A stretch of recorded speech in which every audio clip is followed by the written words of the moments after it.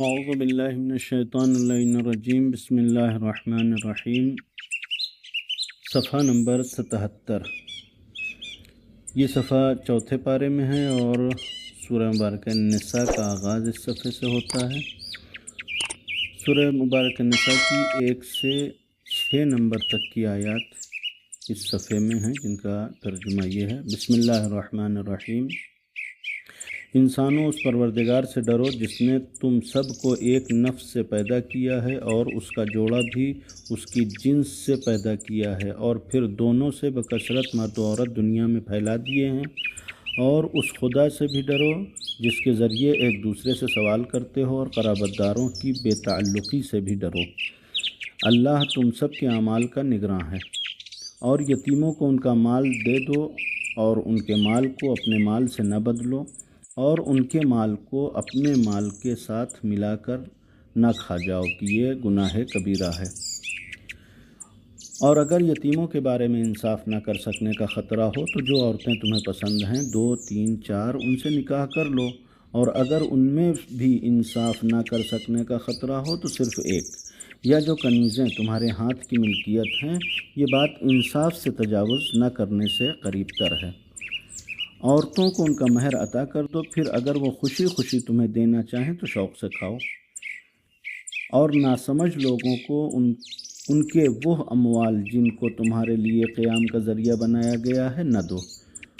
اس میں ان کے کھانے کپڑے کا انتظام کر دو اور ان سے مناسب گفتگو کرو۔ اور یتیموں کا امتحان لو، جب وہ نکاح کے قابل ہو جائیں تو اگر ان میں رشید ہونے کا احساس کرو تو ان کے اموال ان کے حوالے کر دو، اور زیادتی کے ساتھ یا اس خوف سے کہ کہیں وہ بڑے نہ ہو جائیں جلدی جلدی نہ کھا جاؤ۔ اور تم میں جو غنی ہے وہ ان کے مال سے پرہیز کرے، اور جو فقیر ہے وہ بھی صرف بقدر مناسب کھائے۔ پھر جب ان کے اموال ان کے حوالے کر دو تو گواہ بنا لو، اور خدا تو حساب کے لیے خود ہی کافی ہے۔ اس صفحے سے سورہ مبارکہ نساء کا آغاز ہوتا ہے۔ سورہ مبارکہ نساء قرآن مجید کا اس ترتیب کے اعتبار سے چوتھا سورہ ہے، لیکن ترتیب نزولی کے اعتبار سے سورہ نساء مدینے میں سورہ ممتحنہ کے بعد نازل ہوا۔ اس سورہ میں کل 176 آیات ہیں، اور سورہ مبارکہ بقرہ کے بعد یہ قرآن مجید کا سب سے بڑا سورہ ہے۔ سورہ مبارکہ بقرہ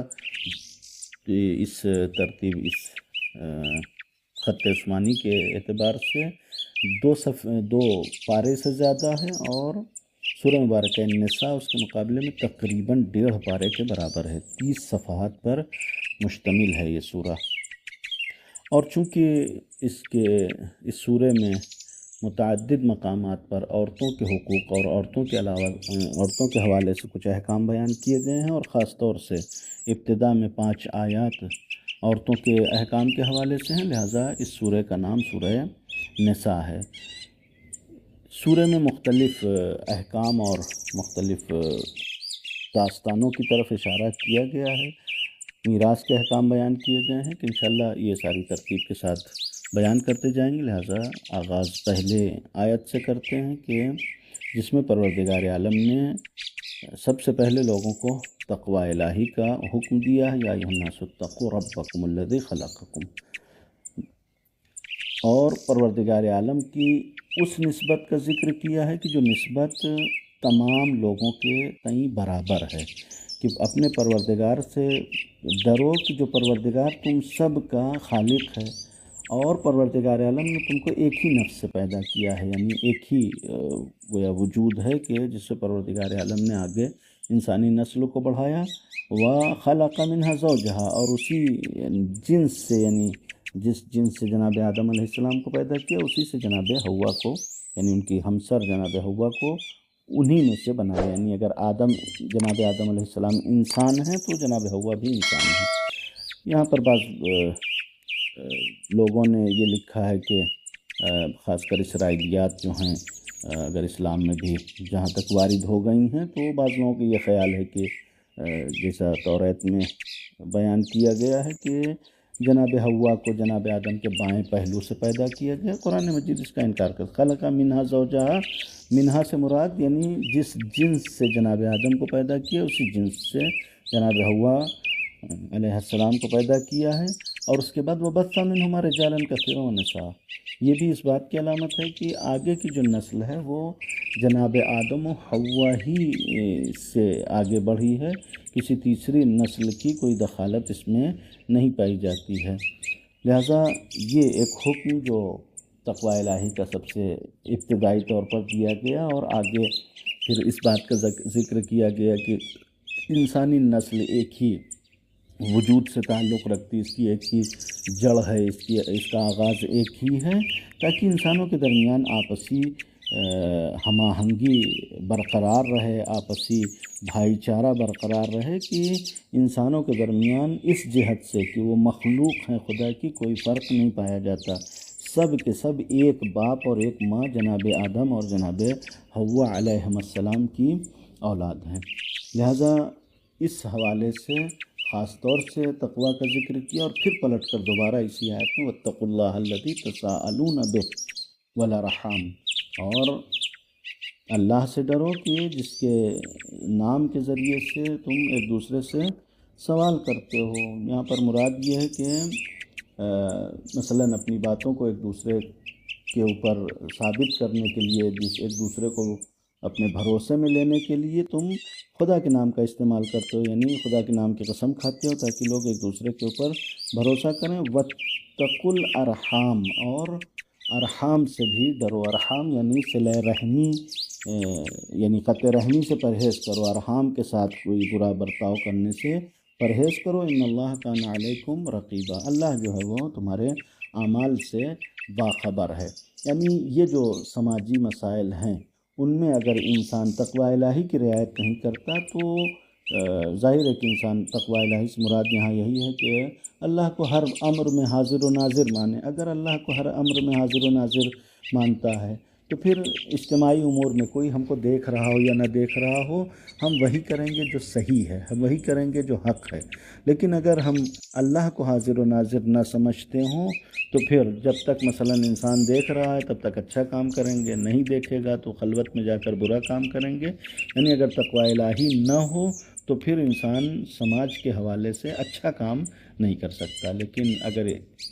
تقوی الہی پایا جاتا ہے، خدا کا خوف پایا جاتا ہے، تو انسان وہی کام کرے گا جو برحق ہے۔ اس کے بعد جو ہے وہ یتیموں کے حوالے سے قرآن مجید نے بعض احکام بیان کیا، کسی درمیان عورتوں کے بھی احکام ہیں، یتیموں کے بھی احکام ہیں، کہ سب سے پہلے یتیم کے حوالے سے بیان کی بات، یتامی اموالہم ولا تتبدلوا الخبیث بالطیب، یتیموں کو کمال ان کے حوالے کر دو، اور طیب قرآن مجید نے وہ مال، ان مالوں کو یعنی ان چیزوں کو کہا ہے کہ جو ہمارے لیے حلال ہوں، خبیث یعنی وہ چیز جو ہمارے لیے حرام ہو۔ لہٰذا یہاں خبیث اور طیب سے مراد یہ، طیب یعنی اپنا مال، جو ہمارا ہے وہ ہمارے لیے حلال ہے، وہ ہمارے لیے طیب ہے، جو دوسرے کا ہے وہ ہمارے لیے حرام ہے، لہٰذا ہمارے لیے خبیث ہے۔ یعنی اصل مال خبیث ہو یا نہ ہو، لیکن چونکہ ہمارا نہیں ہے لہٰذا ہمارے لیے خبیث ہے، لہٰذا منع کیا گیا لا تتبدلوا الخبیث بالطیب، یعنی جو مال تمہارے لیے پاک ہے اس کو جو ہے بدلو نہیں اس سے جو تمہارے لیے پاک نہیں ہے یا تمہارے لیے جو جائز نہیں ہے۔ ولا تاکلوا اموالہم الی اموالکم، اور اپنا مال اور دونوں کا مال ملا کے برابر سے اس کو کھا نہ جاؤ، انہ کان حوبا کبیرہ، کہ یہ بہت بڑا گناہ ہے۔ اس ذیل میں داستان نقل کی گئی ہے کہ اس آیت کا شان نزول یہ کہ بنی غطفان قبیلے کا ایک شخص تھا، اس کا بھائی کافی مالدار تھا، اور وہ اس دنیا سے گزر گیا تو اس نے اپنے بھتیجے کی سرپرستی سنبھالی اور اس کے گویا کفالت سنبھال لی، اور اس کا تمام مال جو ہے وہ اس نے اپنے حوالے یعنی اپنے قبضے میں لے لیا، اور اس کے بعد پھر ایک سرپرستی ہی کے عنوان سے ان اموال کو اس نے کھانا پینا شروع کر دیا۔ لہٰذا جب وہ بڑا ہو گیا، یتیم بھتیجا بڑا ہو گیا، وہ آیا جب مانگنے کے لیے، اس نے انکار کر دیا کہ نہیں، مثلا تمہارا مال نہیں ہے۔ لہٰذا وہ پیغمبر کے پاس یہ ماجرا پہنچا، اور پیغمبر کے اوپر یہ آیت نازل ہوئی کہ جس میں یہ بیان کیا گیا کہ منع کیا گیا کہ یتیموں کا مال نہ کھاؤ، انہ کان حوبا کبیرہ، کہ جس وقت پیغمبر نے اس شخص کو بلا کر تنبیہ کی اور منع کیا کہ یتیم کا مال مت کھاؤ اور واپس کر دو، اس نے فوراً پیغمبر کی بات تسلیم کی اور پروردگار کی بارگاہ میں اس نے گویا توبہ کیا اس طریقے سے کہ اللہم اعوذ بک من حوب الکبیر، پروردگار ہم اس حوب سے، اس جو ہے وہ گناہ سے پرہیز پناہ چاہتے ہیں کہ ہم یہ اس گناہ کو اپنے گردن پر نہیں لینا چاہتے، اور اس نے مال کو واپس کر دیا۔ اس کے بعد پھر دوسری آیت یتیموں کے سلسلے میں یہ ہے کہ وَإِنْ خِفْتُمْ أَلَّا تُقْسِطُوا فِي الْيَتَامَىٰ فَانكِحُوا مَا طَابَ لَكُم مِّنَ النِّسَاءِ۔ اس آیت کے حوالے سے یہ بیان کیا گیا ہے کہ عربوں میں ایک دستور یہ تھا کہ جب کوئی مثلا مر جاتا تھا اور بیٹیاں یتیم ہوتی تھیں تو لوگ ان یتیم لڑکیوں سے جا کر شادی کر لیتے تھے۔ یتیم لڑکیوں شادی کرنے کا فائدہ یہ ہوتا تھا کہ مثلا جو ہے ان کا مال بھی ان کو مل جاتا تھا۔ ایک تو بے سرپرست ہوتی تھیں، لہٰذا جب تک مال ہوتا تھا لہٰذا ان کو اپنے پاس رکھتے تھے بیوی بنا کر، اور مثلا ان کے مال سے استفادہ کرتے رہتے، کھاتے پیتے رہتے تھے، اور جب مثلا مال ختم ہو جاتا تھا تو ان کو اگر نہیں پسند آئی تو گھر سے باہر بھی نکال دیتے تھے۔ اب چونکہ وہ بے سرپرست ہوتی تھی لہٰذا ان کے حق کے لیے کوئی کھڑا بھی نہیں ہو سکتا تھا۔ تو یہ ایک اچھا یعنی آسان سا مشغلہ تھا، ایک آسان کام تھا کہ مثلا جب تک عورت پسند آئے ٹھیک ہے، ورنہ یتیم کو گھر سے باہر نکال دیں گے تو کون پوچھنے والا ہے۔ لہٰذا قرآن مجید نے سختی سے منع کیا کہ اگر تم یتیم کے بارے میں انصاف کی رعایت نہیں کر سکتے، یعنی مثلا پہلے تو اس کا مال کھا لو اور اس کے بعد پھر اس کو اپنے گھر سے باہر نکال دو، زوجیت اور ہمسری کے رشتے سے بھی دور کر دو، تو پھر تمہیں یہ حق نہیں ہے کہ تم یتیموں سے شادی کرو۔ اگر تم یتیموں کے حق میں انصاف نہیں کر سکتے تو فَانكِحُوا مَا طَابَ لَكُم مِّنَ النِّسَاءِ، تو تم جو ہے وہ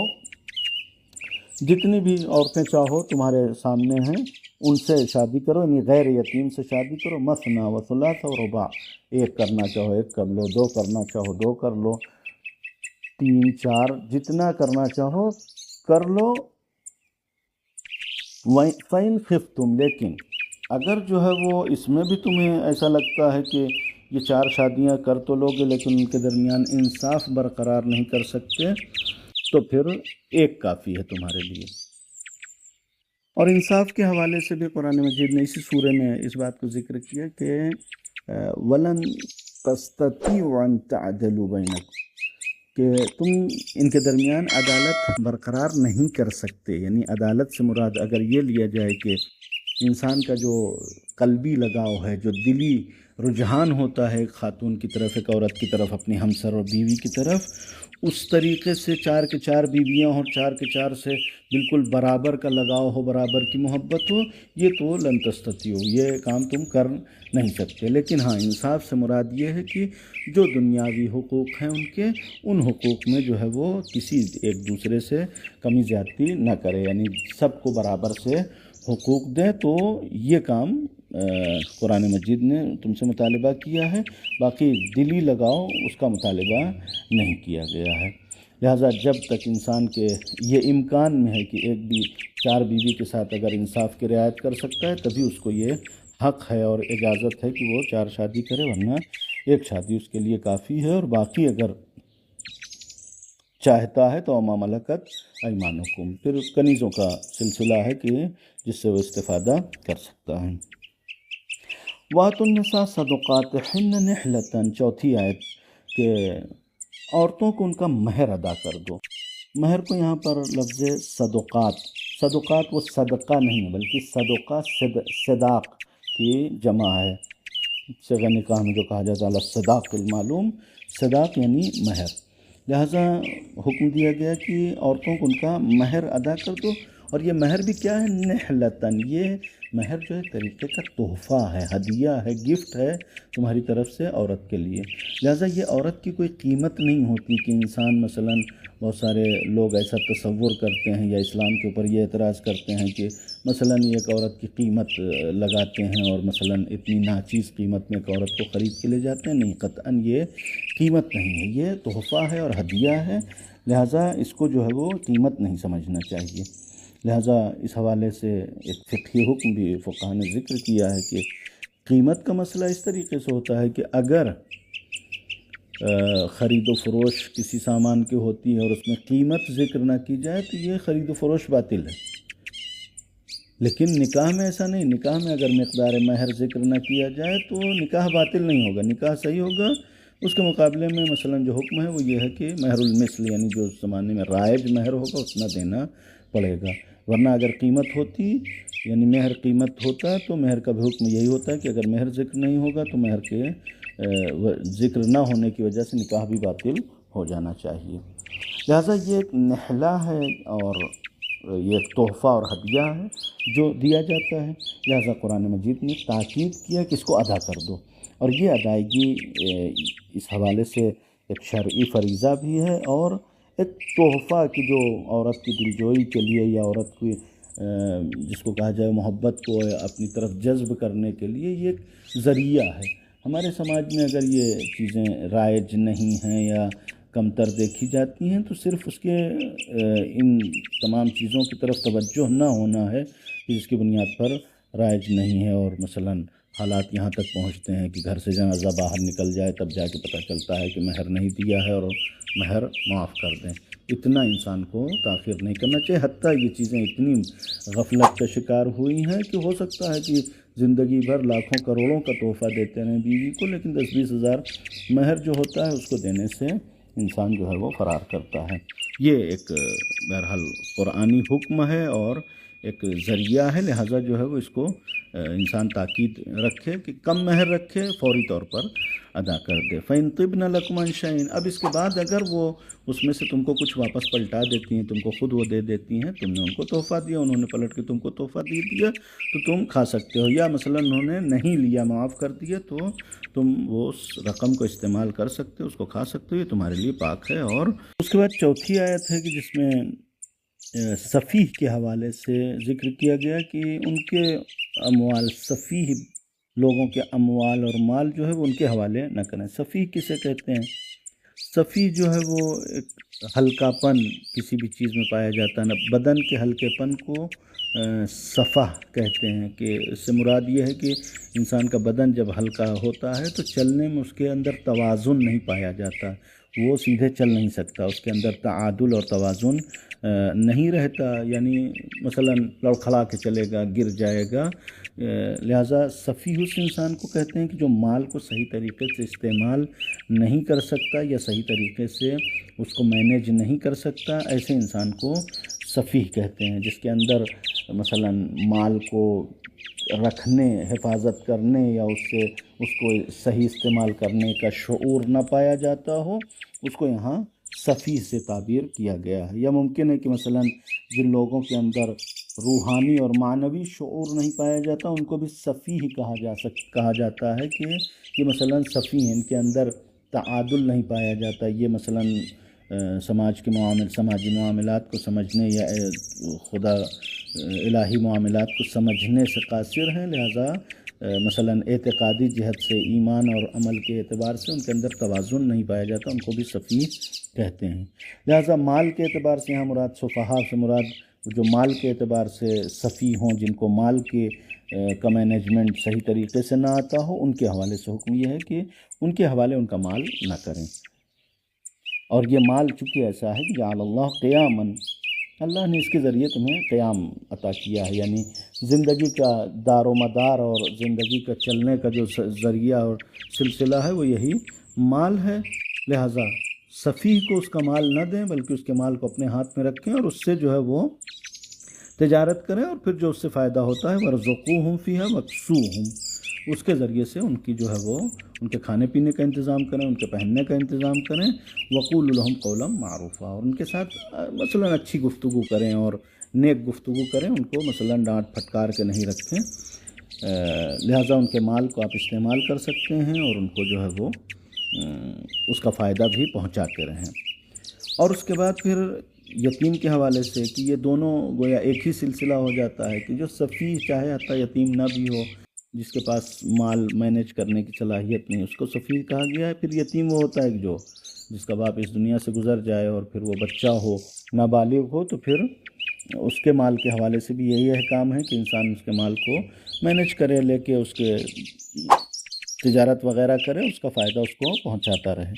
اور اس کے بعد وابتلوا الیتامى حتى اذا بلغوا النکاح، یتیموں کے حوالے سے ان کا امتحان لیں کہ جب وہ بالغ ہو جائیں، یعنی شعور کی منزل تک جب پہنچ جائیں۔ فَإِنْ آنَسْتُمْ، اب شعور یہاں بلوغ سے پہلے کہا بلغ النکاح، بلغ النکاح یعنی نکاح کے لائق ہو جائیں۔ 15 سال کا جو بلوغ ذکر کیا کہ جسمانی بلوغ اگر ہو جائے، لیکن مال کا مسئلہ تھا یہاں پر، لہٰذا ایک الگ سے کہا فَإِنْ آنَسْتُمْ مِنْهُمْ رُشْدًا،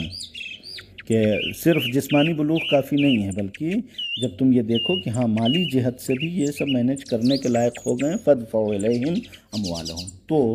ان کے اموال جو ان کے حوالے کر دو۔ وَلَا تَأْكُلُوهَا إِسْرَافًا وَبِدَارًا، نہ زیادتی کے ساتھ کھاؤ نہ بیدارا، جلدی بازی میں کھا جاؤ، یعنی مثلا یتیم چھوٹا ہے، اس کا مال ہمارے ہاتھ میں، جلدی جلدی ہم چاہتے ہیں کہ کھا کے ختم کر دیں قبل اس کے کہ وہ بڑا ہو، مثلا اس کا مال ختم ہو جائے۔ جب بڑا ہوگا اور وہ اپنا مال مانگنے آئے گا تو ہم کہہ دیں گے کہ یہ تمہارا مال تو ختم ہو گیا۔ نہیں،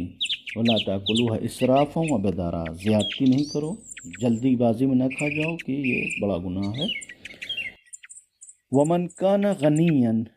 فَلْيَسْتَعْفِفْ وَمَنْ كَانَ فَقِيرًا فَلْيَأْكُلْ بِالْمَعْرُوفِ۔ اب یہاں پر جو لوگ ان کے اموال کو اپنے ہاتھ میں لیتے ہیں، اس کی اپنی کسٹڈی میں لیتے ہیں، اس سے تجارت کرتے ہیں، ان کو دو گروہ میں قرآن نے تقسیم کیا کہ اگر تم اس لائق ہو کہ تمہیں کوئی ضرورت نہیں ہے، تمہارے پاس اپنا کھانے پینے کو ہے، تو تم ان کے اموال سے کچھ بھی نہ لو، تم پرہیز کرو ان کے مال کو لینے سے۔ وَمَنْ كَانَ فَقِيرًا فَلْيَأْكُلْ بِالْمَعْرُوفِ، لیکن اگر کوئی محتاج ہے، اس کے پاس کوئی مال نہیں ہے، اپنا نہیں ہے، صرف یہی یتیم کا مال ہے، اسی سے تجارت کر رہا ہے، فَلْيَأْكُلْ بِالْمَعْرُوفِ، تو جتنا حق الزحمت عام طور سے اس کا ہوتا ہے اتنا اس کو لینے کی اجازت ہے۔ اور اس کے بعد پھر قرآن نے کہا کہ جب مال ان کو دینے لگو تو گواہ دے لو، اور ان اللہ کا نا وکفیٰ باللہ حسیبہ، جبکہ اللہ جو ہے حساب کرنے کے لیے کافی ہے، یعنی اللہ خود جو ہے وہ دیکھ رہا ہے، لیکن پھر بھی دنیا میں اگر انسان مالی جہت سے کوئی بھی لین دین کرتا ہے تو وہاں پر ضروری ہے کہ انسان ایک گواہ لے لے تاکہ بعد میں کوئی اختلاف نہ ہونے پائے۔ السلام علیکم ورحمۃ اللہ وبرکاتہ۔